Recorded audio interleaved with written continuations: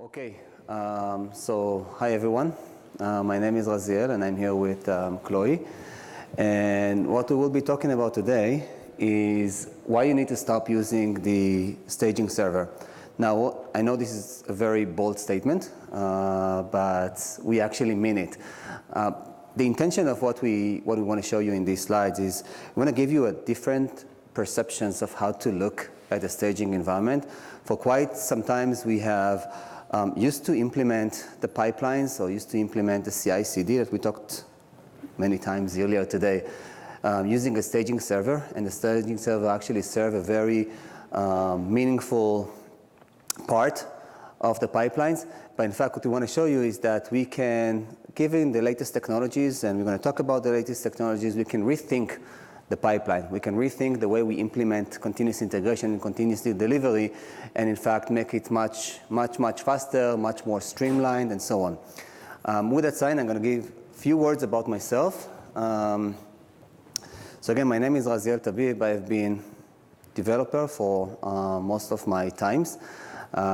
In fact, worked in building some of these tools in this industry. If you know the performance testing tools of Mercury, called Load Runner. Some of you know these tools? Some of you. Yes, I'm still proud of the tools I built like long time ago. Now I live in the Bay Area. I'm also the founder and CEO of CodeFresh, organizer of Containers 101. In fact, we're giving a lot of talks about containers. We're going to discuss containers in quite some detail in this session. And with me, Chloe. Hi everyone, I'm Chloe. I'm a developer as well as a mentor and advocate for women in tech. I'm the developer evangelist at CodeFresh, and I'm a blogger of all things container, Docker, diversity related. Okay, so this one slide, talk about what is it that we do, and then we'll switch into more methodology stuff. So CodeFresh, basically what we do, we're Docker native CI/CD. We platform that automate the full process of building, testing, and deploying containers. We've built, because we've seen the changes that containers have actually disrupted the way we build and deploy application. So that's about CodeFresh. And the agenda for today.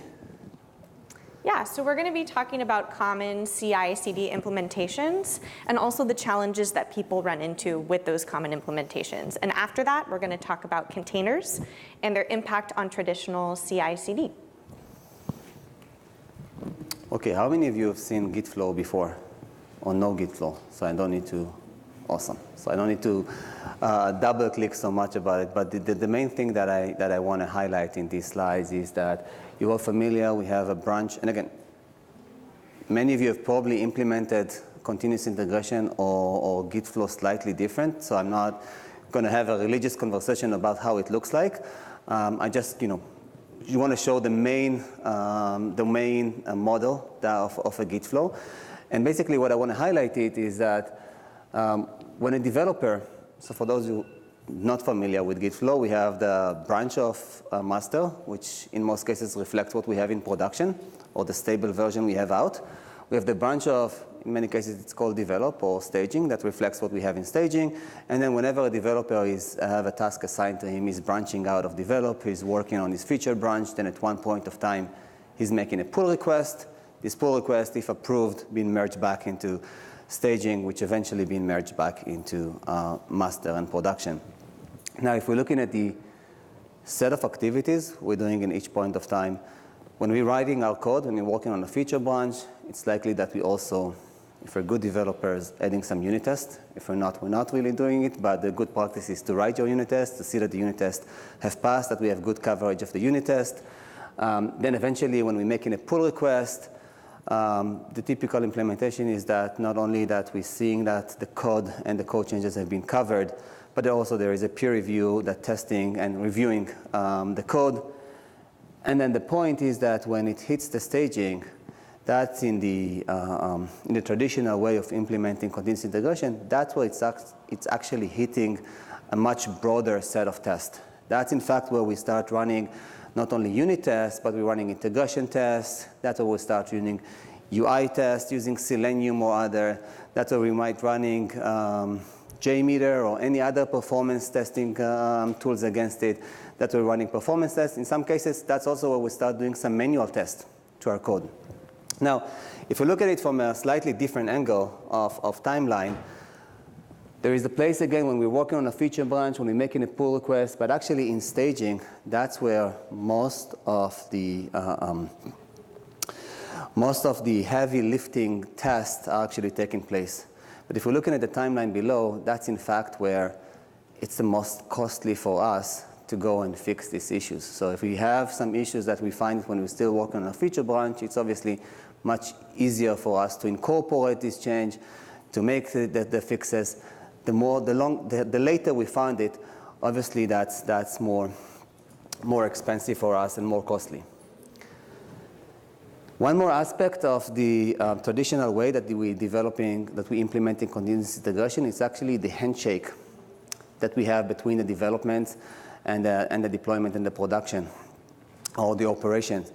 A typical handshake will be we used to pass a code base or a label or a stamp in the code base, the test reports, the test results, sometimes some proposed changes to the database, if there were changes proposed to the database, and a list of known issues. We haven't managed to resolve all the issues. There's some issues that have been left. It's been communicated as part of the release notes.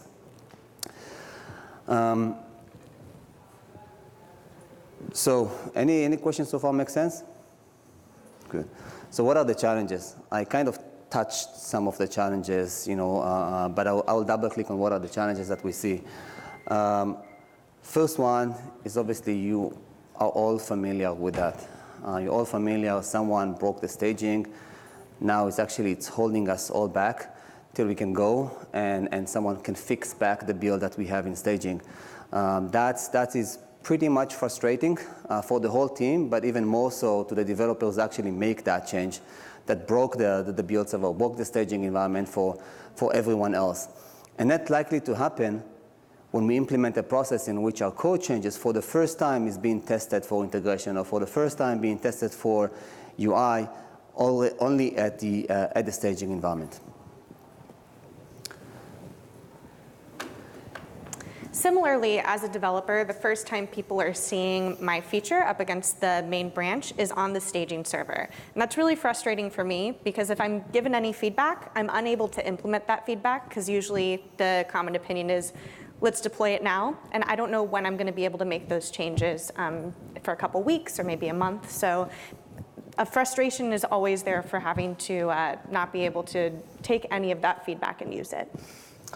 Okay, and last but not least is the frictions that we have. And here we actually, that's a very great segue to containers. There are always frictions that we find between development environment to staging environment to production environment. And when issues actually are stemmed because of these differences, not because of the code base itself, that's where actually we have some flaws in the process that, it's very time consuming to find out why these issues happen, and then eventually this issue happen not because of the code, it happens because of some other environment variables that we have on this environment.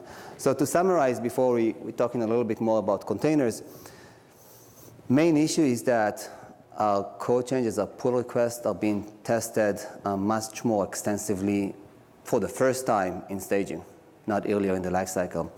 The second part, as Chloe mentioned, is that there is no room for feedback in most cases. You know that when product owners or some customers communicate, there is this very common comic about what the customer had in mind and what the developer in the end did and how the salesperson described it. But when the first time that the pull request, everyone else can see it and comment on it is in staging, that's always too late. The typical answer is, it's already in staging, let's push what we have. The next iteration, which you don't really know when, that's where we're actually going to go and make that correction or make that fix. And lastly, is the friction between the environment. So here's the interesting part. How many of you are already working with containers or with Docker? Wow, most of you, so I don't need to explain much more. How many of you are working with containers in production already? Fewer, but still a lot. So Containers, again, which I think I've mentioned earlier, this is one of the main reasons I've left where I worked in Mercury and felt that there is a need to kind of reshape the way we build, reshape the new test. It's fundamentally changed a lot of the things that we can do. It reshaped the way that we build software. It makes the operation part much easier for us. There's still some complexity, but much easier for us. But it helped us to rethink the way we did things before. I start from the very, very basic kind of impact of containers on the CI/CD or on the pipeline, and then we go into things that are a little bit more complex. The very first and basic thing is that we can run every step in our continuous integration inside a container. And as you all know, as you're working with container, each time we're running a new container, it's a new fresh instance of that image. So in fact, we're almost completely eliminating the chances of a new build is going to be impacted from leftovers of previous build. So we're kind of isolating the build. We're giving a fresh container each time we rerun the build, each time we recompile the code. The second aspect of it, and again, there is some disclaimer here that I will mention later on, but the unit itself that we move from one stage to the other, the unit itself that we, in the end of we hand off to operations or we're deploying into production, it's a much more reliable unit. It's a much more self-contained unit. So when we know that our Docker image have passed this unit test or integration test or UI test or security test and so on, the likelihood of this Docker image to out of a sudden works completely different when you're moving into production or moving into staging is very small. I would say there's still likelihood for it to happen, but it's much, much less frequent than the chances of if we're just moving our code from one stage to the other. And that stems from the very basic reason that Docker image is basically a way more complete way to describe our application, to describe our code. It's not only the code, as they always describe container is the code and everything else that needs to run with it. So that's the second part. But here is where we're actually zooming out a little bit from the Docker image itself. Images and containers, one of the strong driver for it is the whole adoptions of microservices. Containers have been built from day one to support microservices type of an application. It has all the way to define the linkages between them, whether we're using Docker Compose or we're using Kubernetes. By the way, how many here are using Docker Compose and Swarm? Kubernetes? Mesos? Few. Okay, so all of these are great, and all of them might have slightly different way of defining how the application is working. But in fact, containers allows us to much, much easier define an application that is composed of more than one containers or more than one microservice, which ultimately allows us to much easier to clone our staging environment. So we can create a staging-like environment much easier. Now, the reason I'm saying staging-like environment, and I'm not saying staging environment, because we still have this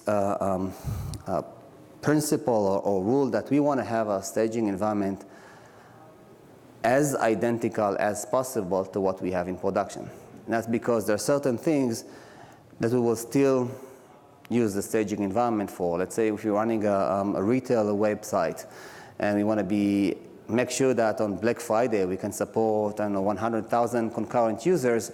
So we want to build a staging server that is as scalable as our production environment, and we can test that on the staging environment. But for many other testing types, whether it's the UI testing type, integration testing type, to get feedback about the user experience so far, we don't necessarily need to have all the scalability of what we have in production.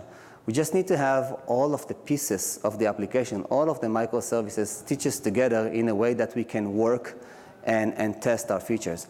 So microservices allows us to, again, clone much earlier in the lifecycle a staging-like environment. And then what we can do with that staging-like environment, So going back to before, all those frustrations about not being able to implement the feedback, if I'm getting that feedback much earlier, I'm able to implement it. So that time, by the time it goes to staging, the application is exactly how I want it to be. So going back to the point of the challenges, that clearly allows me to share my code changes much earlier, get the feedback when I'm still working on my feature branch. There is nothing holding me from implementing them. But it's not only for sharing my feature branch with sometimes customers, sometimes product owners, sometimes other stakeholders. I can also, in fact, start running a much broader set of tests. So I can run integration tests, I can run Selenium type of tests, I can run even JMeter and performance tests. Now, you may ask, but we said earlier, we cannot really have an environment exactly like the staging environment, so how can I test performance much earlier? And the typical way that we do it, and also we do it with customers that we work with, is that yes, you will test for the SLA that you have for your application. You will test that still in the staging environment, because that's an environment that is as identical to what you have in production and allows you to test your SLA.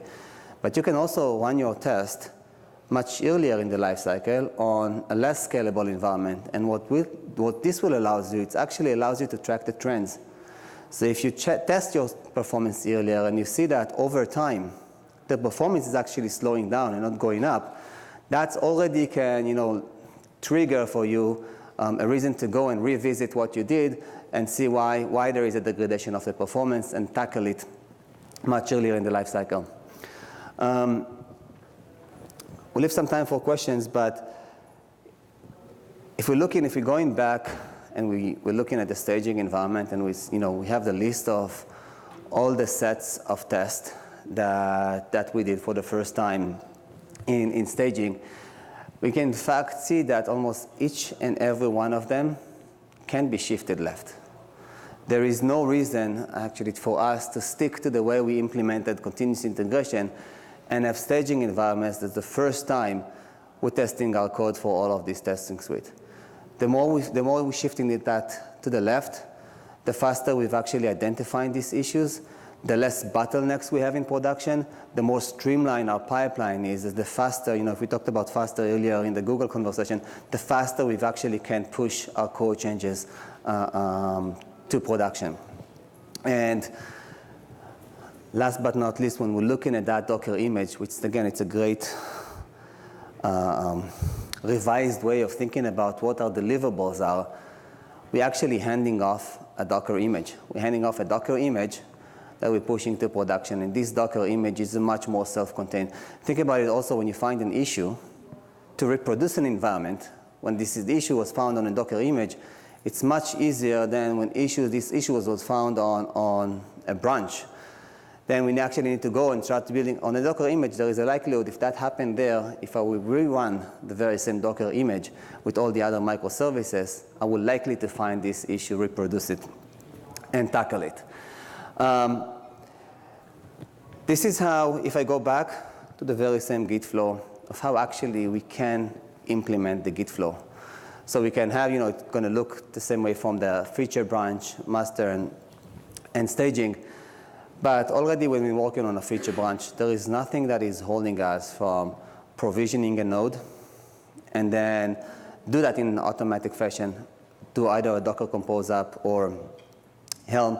How many of you have heard about Helm and charts, application charts? Some of you. So there is, and I can talk about some of the great open source projects out there. Docker Compose, I've heard some of you are using already, right? Great. So Docker Compose, it's one way of defining, is zooming out from a single microservice and allows you to define more than one microservices and volumes and networks between them. So this is like one abstract way to define an application and really allows you to instantly get instances of your application earlier. Docker Compose works great. It's part of the Docker family. It's working also with Docker Swarm that allows you to scale your application over multiple nodes. Kubernetes is also a very well adopted technology to run containers. and they have a different version, a different flavors of how to describe an application. Helm it's becoming a very popular open source project inside the Kubernetes family that allows you to define charts. Charts are also a way for you to define how multiple services working together. And if you're familiar with the Kubernetes terminology, so it defines the services and the pods in which you know where your containers are running. So all of these technologies really allows you to describe how your application running, and then with a single command, whether it's Helm install my app or Docker compose app, I can get much earlier in the lifecycle a running environment of my feature branch with everything else around it. And I can send a link to my team, I can get feedback, and I can incorporate it. More than that, we can do that in an automatic way. So not only that the developer can spin it up and share with the team, we can embed it into our continuous integration scripts and actually spin up an environment, run our integration test, sometimes even run unit tests with other services, then shut down the environment and move. So we can actually parallelize integration tests. We can parallelize unit tests with other services and so on. And then we're still going to have our last kind of check at staging, but the likelihood for us to find issues when it's staging is much smaller than when we do that for the first time in staging. I'll pause for some questions if you have. Okay, no question, that's great. So what we're going to do next is, in fact, I mentioned, there are lots of, I mentioned some different Docker containers technologies and orchestrations. And basically, you can go and you can implement all of it yourself. Maybe some of you have already done. How many here have actually implemented continuous integration using containers? Good. So great. So I'm sure what I said, how do I remember how to say it in English? Pitch into the preacher, whatever.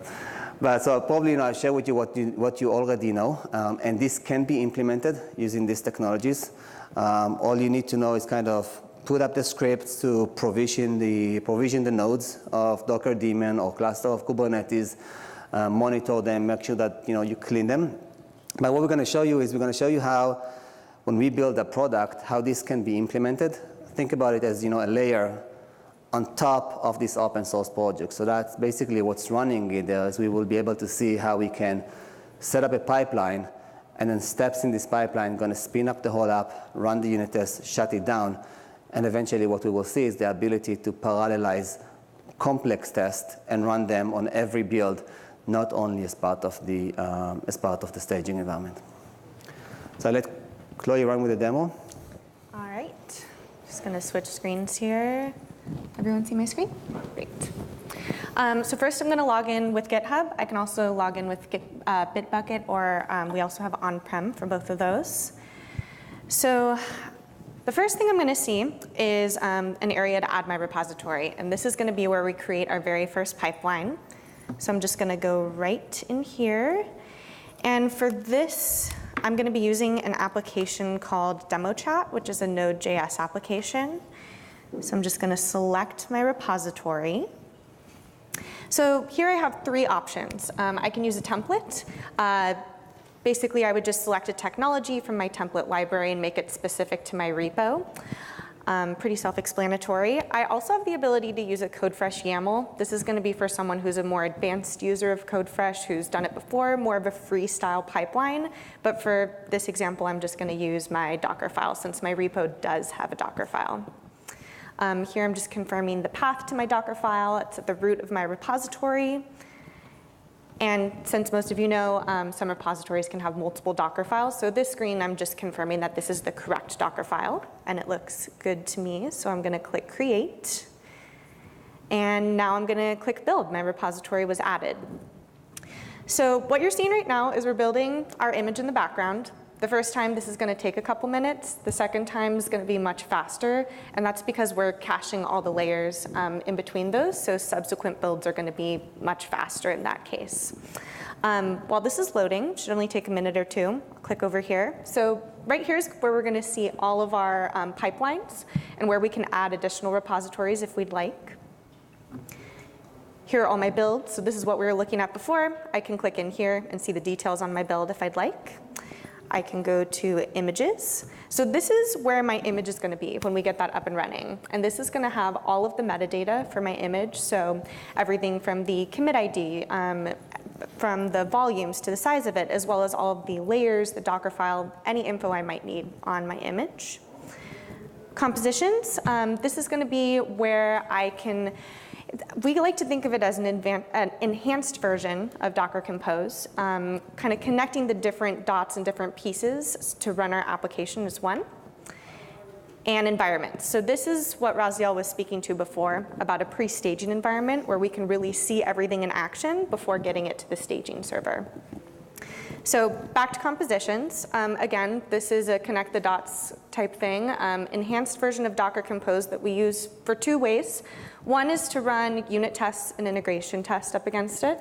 And the second way is as part of that pre-staging environment. So I can add a composition. I'm just going to call mine composition. And there's three ways to create it. I can create it from a file in my repository.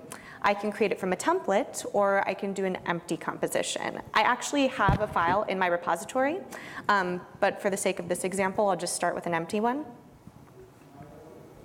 Great, so I can go right in here and add a service. I'm going to add my repo. And that needs to be running on port 5000. So I'm just going to type that right in here. And in order to have my application work, I need to use Mongo. So I'm just going to pull that image and type in Mongo. If I'm a little more advanced, I can actually come in here and edit it myself, copy and paste if I want. I also have the option to add different settings like a main application service, any composition variables that I might have. But mine's pretty straightforward, so I'm going to go ahead and save that. And I mentioned before the images and being able to have all that metadata. If I click in here, here's all the info I would ever need about my images, everything from the SHA, the branch, the image size, the pipeline. I can click over here to see my Docker file, as well as all the logs for that image. I can click in here and get even more details if I want. And then here are all my layers. There is an icon right over here. This is our launch icon, and what this is going to do is launch that pre-staging environment for us. And I can run it as a standalone, or I can run the composition that I just created. I'm going to run the composition since I need all those different pieces for my application to work. So I'm going to hit launch here. So what we're seeing right now is we are launching. So I like to think of this as kind of a rehearsal for my code. I wouldn't want to come in front of all of you and not be prepared and not get feedback on what I'm talking about. And the same goes with my code. Before a PR, I definitely want to be able to get all of the feedback that I can, be able to implement that feedback. So by the time it goes to the staging server, it's good to go. And this really goes back to what we were talking about, kind of the perks of being able to take any of that feedback. So right here, we're seeing it just initializing. I want to mention one more point that, as it launched, that I want to tie it back. Well, here that we're going to see the images. So obviously, we see the image that we created. This is still an image that you will have in your Docker registries, obviously, but the intention of having it here is that we want to enrich that Docker image with additional meta than just the tags. Tags are a good set of information, but if we can enrich it with what are the unit tests that it passed, what are the integration tests that it passed, what are the security. So in fact, when we're looking at an image and we can actually click on promote here and change the tags and trigger the deployments of that Docker image, we want to make sure that we're doing that on a Docker image that passed all the quality gates. So this is kind of a way for us to see what this Docker image is and with more confidence going to go and promote that Docker image. So you're going to go back to the environment, and this environment is running, but what I'll do is actually I'm going to show you how it's running on a much more complex environment. So what I'll do is I'll switch into CodeFresh running on top of CodeFresh, so you can see something that some of you DevOps can relate more into. Application looks a little bit more complex than two services. This is us running on top of ourselves. So if I'm looking into CF API, which stands for CodeFresh API, Obviously, we're not using the pipeline in the UI. We have a YAML file. There is the option that you can set a pipeline in the UI, and you can set different steps here to link it back to what we can do with containers. So if I'm looking even at the unit test step here, as I go to this unit test and I can run the set of tests, I can specify for this unit test to run with composition. And then basically when I do that, I can choose the set of composition, and what will happen is that CodeFresh will spin up this composition, run the unit test, and shut down. But if I'm opening the hood, what is happening, again, that you can implement using script, you can actually go and spin up, whether it's using Docker Compose or whether it's using Helm, spin up the whole application, run it, and then shut it down. You have the options here the same way to do that with integration tests. So you can choose the composition you want to run. Then after you choose the composition, you can go and you can, I'm not going to change that because that's our production environment, and I'm not going to be, but after you do that, you can actually pull out any image with your test, runs against this composition, and then shut it down. So I will return it to the YAML file, and again, the YAML file is a much more robust way to set as many steps as you wish. We can take a look and see how this YAML file looks like. So we have steps, every step starts inside the containers. One more benefit of containers is that not that every steps only run inside the containers. You can implement sharing of volumes between all of these steps. So you can have each one of these containers share volume with the others. And that will allow you, so now it's also being supported out of the box in Docker, but you can take it much more. So how many of you have heard about the Docker multi-stage build support? Good. So that was a great enhancement. In fact, you can do that already before, and we have support for that here. So that basically says that you don't necessarily want to have in the Docker image that you deploy to production also your code base or other artifacts that you have used as part of the compilation process. So you can set one step to compile your code and one step to run your unit test, then another step to actually just package the binaries and put that in the Docker image that you will promote. So you can set it up here in multiple stages, stage for multiple steps for compiling the code, step for running unit tests, step for packaging in a Docker image, step for building, spin up a composition and run the test.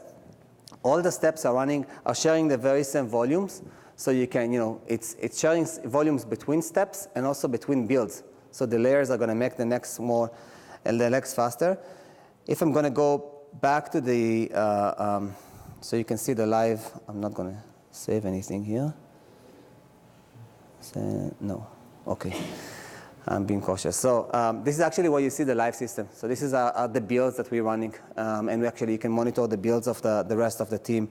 Images, we mentioned that earlier. So we can see all the images here running. So you can see our own images.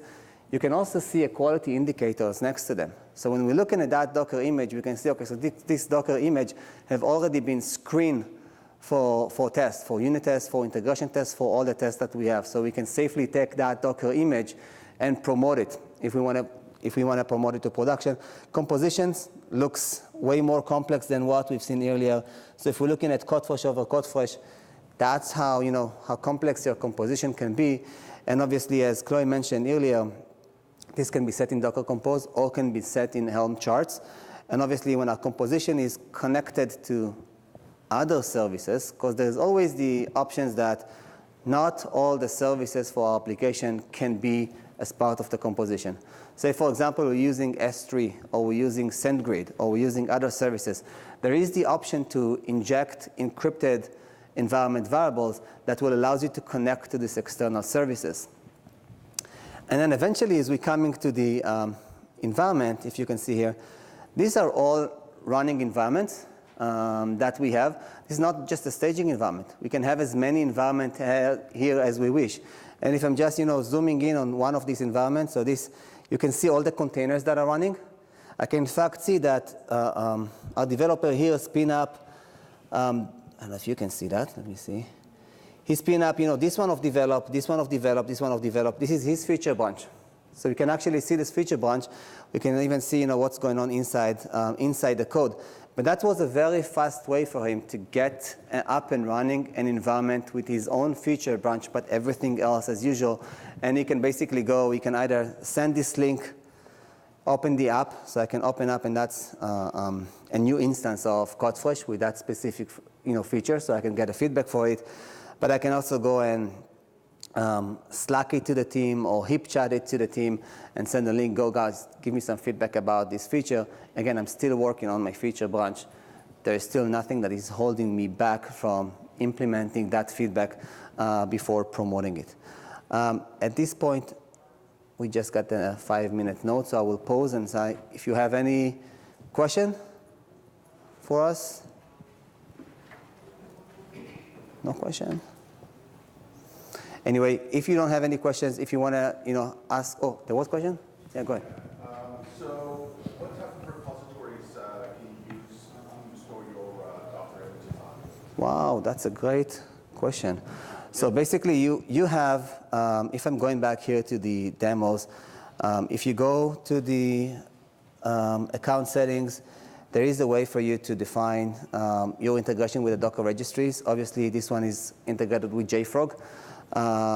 But you can add Docker Hub, you can add Amazon ECR, you can add the JCR of Kubernetes, you can use others and basically provide the credential. But it's out of the box for private repositories, if you have, or Amazon one, Google, Docker, and obviously Artifactory and JFrog. That's what we're using. This is where you can find more information about us, but we also, regardless of the information about the product, we're posting a lot of content about how containers actually change the way continuous integration is. So if you want to find out more content about whether it's Helm and charts or whether it's around the multi-stage build and what does it mean, how it can accelerate the CI/CD, you can find us in our blog. There was one more question? Yeah. Your environments that you are pushing up, what do you run them on? Okay, that's a good question. Can you just repeat the question? So the question was, where are we running this environment in our product? So in fact, there are various ways. If you have the on-premise version, then you're running it on your own nodes. If you're running the SaaS version that we have, you can either use our nodes that can come to your accounts, or you can add your own nodes. If you already have an Azure account or an AWS account or Google Container Engine account, you can add your own nodes, and we will leverage your nodes for the building and spin-up environment. Any other question?